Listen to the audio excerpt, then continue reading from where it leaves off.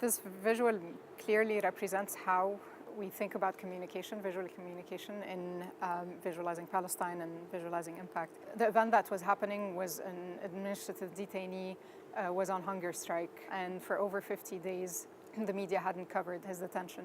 So we approached it from the angle of hunger strikes as opposed to a Palestinian in an Israeli prison. And that makes it a global topic. Many people have done it before, and we started including not only the medical day-to-day of what happens to your body all the way up to 70 days of hunger striking, but also who of the figures that have struggled for peace and social justice have gone through that. Examples of that are Nelson Mandela, Leila Swaif, most recently in Egypt, South African detainees, and so on. My name is Ramzi. I was born in Jerusalem. I lived in many places, and I studied in Montreal. I was a structural designer, I'm a structural engineer. I went back to Ramallah to organize TEDx Ramallah, and then from then co-founded with Joumana an organization that does data visualization around social issues. My name is Joumana. I'm from different parts of the Arab world, of Syrian origin, and hold Palestine dearly.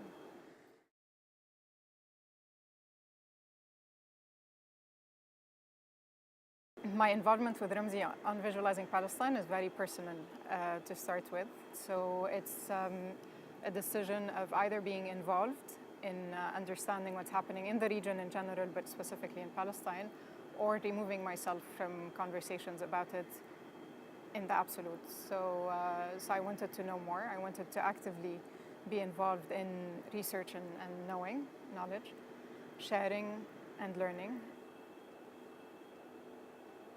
So Visualizing Palestine is a project of Visualizing Impact, which does take data and statistics about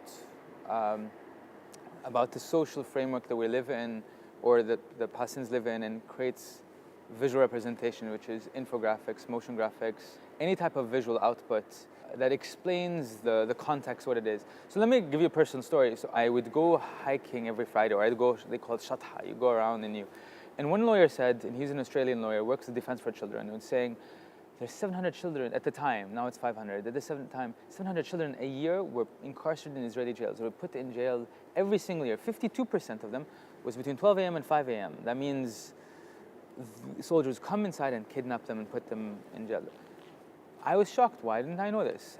I'm Palestinian. I was born there, and there's such exact numbers. They were recorded. They're meticulous. They're public. So that's how the project was born. All these numbers and statistics are out there, yet we don't know of them. Most of the content that we use is public. It's from reports by international organizations such as the UN, Human Rights Watch, Amnesty, and other such organizations. But we also refer back to experts in the field. So, for example, water or child incarceration and so on. And we go to specific organizations focused on these topics. What we do, and part of the aim of what we do, is to really complete a cycle. So you have huge organizations putting amazing resources on producing reports. So these are the trusted sources.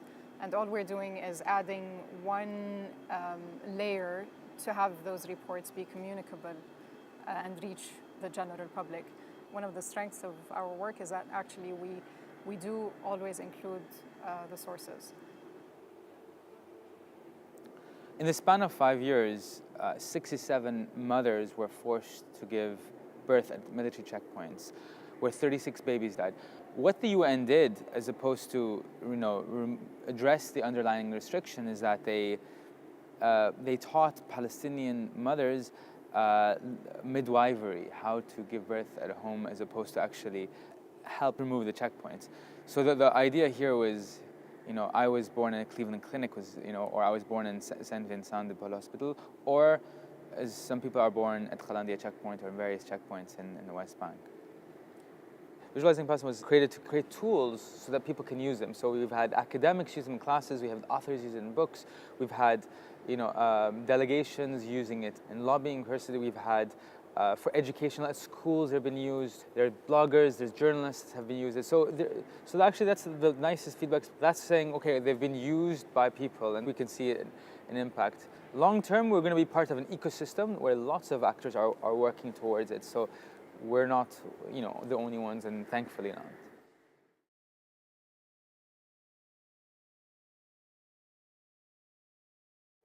We started with Visualizing Palestine, but we're working on visualizing impact. We'd like to touch on social issues and not just social justice issues.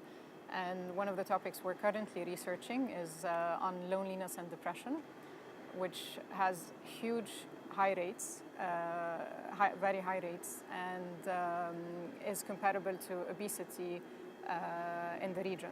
Obesity is a topic that's very much talked about in the world, but loneliness and depression is a very lowly discussed topic. I think what we're contributing with, beside getting information out to the public, is to actually be a successful, hopefully, example of how to use creativity and innovation in addressing social issues or bringing to light social issues.